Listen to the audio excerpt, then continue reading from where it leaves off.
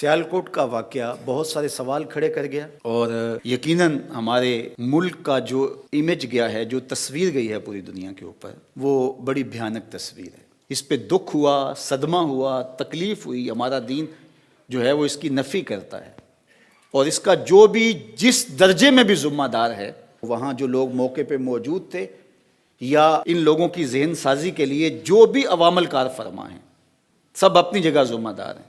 ہمارا دین اس کی قطعاً اجازت نہیں دیتا، لیکن اس کی آڑ میں لبرلز کو راستہ مل گیا اور وہ اس قانون پر بات کرنے لگے، اور وہ کہتے ہیں کہ چونکہ یہ قانون موجود تھا، قانون کی موجودگی سے تو جرائم کم ہوتے ہیں کہ جرائم ہوتے ہیں۔ کوئی کہے قتل اس لیے ہو رہے ہیں کہ قانون موجود ہے، ڈاکے اس لیے پڑ رہے ہیں کہ ڈاکو کی سزا موجود ہے، چوریاں اس لیے ہو رہی ہیں کہ چوری کی سزا موجود ہے۔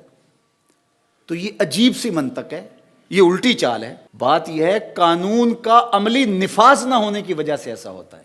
جرائم اس لیے ہوتے ہیں کہ قانون عملی طور پہ نافذ نہیں ہوتا۔ جہاں چور کے ہاتھ کاٹے جاتے ہیں وہاں چوری نہیں ہوتی، جہاں قاتل کا سر کاٹا جاتا ہے وہاں قتل نہیں ہوتے، جہاں ڈاکو کو چوراہے میں لٹکایا جاتا ہے وہاں ڈاکے نہیں ہوتے۔ تو یہ ایک عجیب کہانی ہے کہ چونکہ قانون یہ موجود ہے ناموس رسالت کا، تو اس لیے ایسا ہو رہا ہے۔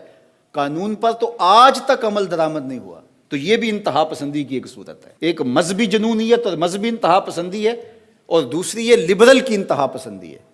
کوئی بھی بات ہو تو اس کو اس سے جوڑ دیا جاتا ہے، اور ملک کو بھی بدنام کیا جاتا ہے، دین اسلام کو بدنام کرنے کا کوئی موقع ہاتھ سے نہیں جانے دیا جاتا۔ بلکہ میں ایک بات کہتا ہوں کہ ان لوگوں کو پھانسی کے پھندے پہ لٹکایا جائے جنہوں نے یہ جرم کیا ہے، جنہوں نے ایک غیر ملکی شہری کو نہ صرف ماورائے عدالت قتل کیا، اس کی لاش کی بے حرمتی کی جس کی اسلام اجازت نہیں دیتا۔ تو جنہوں نے یہ عمل کیا ان کو چوراہے میں لٹکایا جائے۔ اور کتنے لوگ ہیں جو توہین رسالت کے مرتکب قرار پائے اور ان کو سزائے موت ہوئی ہے اور ابھی تک ان کو سزا نہیں دی، ان کو بھی جو ہے وہ چوراہے میں لٹکا دیا جائے۔ دونوں کو اکٹھا لٹکا دیا جائے، دیکھنا نتیجہ کیا آتا ہے۔ نہ کوئی اہانت رسول کرے گا اور نہ یوں کوئی قانون کو ہاتھ میں لے گا۔ اور دوسری بات میں اور کرنا چاہتا ہوں، انگلیوں پر گنے ہوئے کچھ لوگ ہیں جو مغرب کے وظیفہ خور ہیں، اور وہ مختلف جگہوں پہ بیٹھ کر کے جو ہے وہ اس قانون کے خلاف اور ان چیزوں کے خلاف بات کرتے ہیں۔ وہ چند لوگ ہیں، وہ حکومت بھی جانتی ہے، ادارے بھی جانتے ہیں، جو مغرب کے وظیفہ خور ہیں اور جن کو ڈیوٹی دی گئی ہے۔ اس کے علاوہ باقی لوگ میں مطمئن نہیں کر پایا، ان کے سوالوں کا جواب نہیں دے پایا، میں علمی طور پہ کمزور تھا، انہوں نے بات کی، میں آگے سے غصے میں آ گیا، لڑنے لگ گیا، تو وہ میرے سے بدظن ہو کر کے وہ سمجھنے لگے کہ اس مسئلے کے اندر جان نہیں ہے، تو وہ تھوڑے سے غلط فہمی میں مبتلا ہو گئے۔ تو ہم ان کو جو ہے وہ دائرہ اسلام سے خارج نہیں کر سکتے، اور ان کو دین کا غدار نہیں کہہ سکتے۔ ان کی ذہن سازی کرنا ہماری ذمہ داری ہے۔ ممبر و محراب کے اوپر بیٹھے ہوئے لوگوں کی ذمہ داری ہے کہ ان کی ذہن سازی کی جائے، نہ یہ ہے کہ ان کو لبرل کہہ کے دھکا دے دیں اور ان کو ان کے ساتھ کھڑا کر دیں۔ انہوں نے ان پہ محنت کی، یہ گرے ایریا ہے بہت سارا، جو محنت کرے گا وہ ان کے ساتھ جا کے کھڑے ہو جائیں گے۔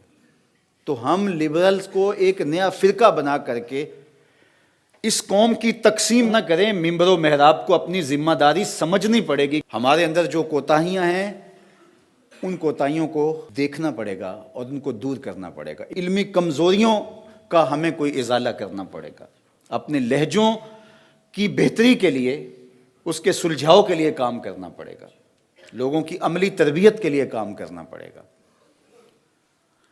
تو یہ ہمارا دین ہے، اعتدال پسند دین۔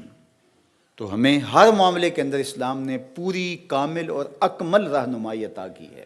تو اس لیے ہمارا دین ان چیزوں کی قطعاً کوئی اجازت نہیں دیتا کہ ہم اس طرح سے جو ہے وہ محض ایک الزام پر کسی شخص کو پکڑ کے گھسیٹ کے چوراہے میں لے آئیں، اس کی ہڈیاں توڑ کے رکھ دیں، اور پھر اس کی لاش کو آگ لگا کر کے کیا منظر ہوا ہوگا جب یہاں سے راکھ گئی ہوگی اس ملک کے اندر، اور وہاں کے مسلمانوں کے ساتھ اگر کوئی رد عمل کے طور پہ کچھ ہوتا ہے تو کیا ہم اس کے ذمہ دار نہیں ہوں گے؟ یا اس کے بدلے میں دوبارہ اہانت رسول ہوتی ہے تو کیا ہم اس کے ذمہ دار نہیں ہوں گے؟ آقا کریم نے فرمایا کوئی اپنے ماں باپ کو گالی نہ دے، تو صحابہ نے کہا یا رسول اللہ کوئی اپنے ماں باپ کو بھی گالی دیتا ہے؟ تو فرمایا تم کسی کے ماں باپ کو گالی دو تو وہ رد عمل کے طور پہ تمہارے ماں باپ کو گالی دے۔ تو کوئی ایسا عمل نہ اختیار کیا جائے کہ جس سے ہمارے آقا و مولا کی اہانت کا پھر دروازہ کھل جائے۔ تو یہ بہت حساس معاملہ ہے. اس کائنات کا سب سے حساس معاملہ حضور علیہ الصلوۃ والسلام کی ناموس کا معاملہ ہے. لیکن اس معاملے کے اندر بہت ساری ہم سے کوتاہیاں ہوئی ہیں. کاش کہ ہم باشعور ہو جائیں. آنے والا دور اللہ بہتر فرمائے، اس ملک کے لیے بہتر کرے، امت مسلمہ کے لیے بہتر فرمائے. اور اللہ ہمیں سمجھداری کے ساتھ، متانت کے ساتھ، سنجیدگی کے ساتھ اور ہر معاملے کے اندر سوچ سمجھ کے قدم آگے اٹھانے کی توفیق ارزانی فرمائے. اپنی طبیعتوں سے بدگمانیاں نکالیں. ذاتی رنجشوں کو کبھی بھی حضور کی ناموس سے نہ جوڑیں.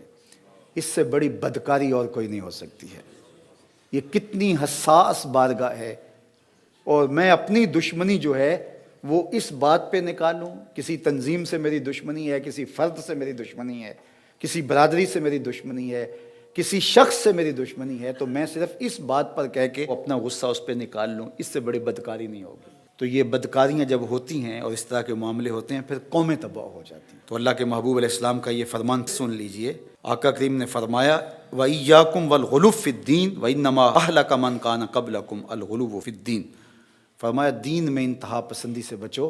تم میں سے پچھلی قومیں انتہا پسندی کی وجہ سے ہلاک ہو گئے. اس انتہا پسندی نے قوموں کے تشخص کو مٹا دیا، قوموں کے تشخص کو جو ہے وہ ختم کر کے رکھ دیا. تو آج ہمارا جو تشخص ابھرا ہے وہ اچھا نہیں ہے. یہ جو پکچر آ رہی ہے اسکرین کے اوپر، یہ ہماری تصویر نہیں ہے. یہ جو حضور نے ہمیں تصویر دی تھی، خوبصورت تصویر جو گلابوں سے زیادہ مشکبار ہے، جو چاند سے زیادہ روشن ہے، یہ وہ تصویر نہیں ہے. یہ ہماری بگڑی ہوئی تصویر ہے، یہ ہماری مسخ شدہ تصویر ہے. تو سیالکوٹ کے واقعہ کی مذمت کرنے سے کیا ہوگا؟ ہمیں عملی اقدام اٹھانے پڑیں گے. فقط مذمت سے کچھ نہیں ہوگا. تو اس لیے ہمیں شعور کی آنکھ کھول کر کے جینا ہوگا. ہم وحشیوں کے معاشرے میں نہیں رہ رہے، انسانوں کے معاشرے میں رہ رہے ہیں. پہلے یہ تھا اگر کوئی مشکل میں ہوتا لوگ بچانے کے لیے نکلتے تھے، اور آج ایک مشکل میں ہوتا ہے تو دوسرے اس کی مدد کرنے کی بجائے ویڈیو بنانے کھڑے ہو جاتے ہیں. اگر اس کو بچانے کے لیے اتنے لوگوں میں سے 20-25 لوگوں کی آواز ہی اٹھتی تو ایسا حادثہ نہ ہوتا، ایسا واقعہ نہ ہوتا. تو اللہ تعالیٰ اپنی رحمتوں کے سائے رکھے اور اپنی کرم نوازیوں کا نور نصیب فرمائے.